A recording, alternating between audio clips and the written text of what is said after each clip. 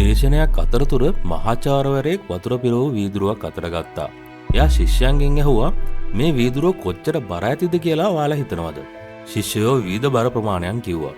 Gram 200යි, gram 300යි කියලා. මහාචාර්යවරයා පිළිතුරු දුන්නා මේකේ නියම බර වැදගත් නෑ. වැදගත් වෙන්නේ මේක කොච්චර වෙලා අල්ලගෙන ඉන්නවද කියන එකයි. මම විනාඩියක් අල්ලන් හිටියොත් ඒක හරිම සැහැල්ලුයි.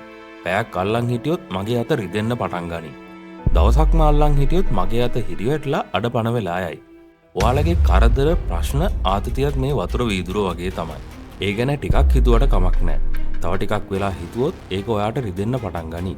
දවස පුරාම ඒ ගැන හිතුවොත් ඒක ඔයාව අඩපණ කරලා දායි. ඔයාට කිසිම දෙයක් කරගන්න බැරි දෙයි. ඒ නිසා මතක තියාගන්න වතුර වීදුරුව බිමින් තියන්න. ඔයාගේ හිතේ තියෙන බර පැත්තකින් තියන්න. හැම ප්‍රශ්නයක්ම ඒ මොහොතේම විසඳන්න බෑ. ඔයාගේ කරදර සැහැල්ලු වෙන්නේ නැහැ. ඒත් ඒවා පැත්තකින් තියලා විවේක ගත්තාම ඒ බර උත්සන්න ඔයා ශක්තිමත් වෙනවා.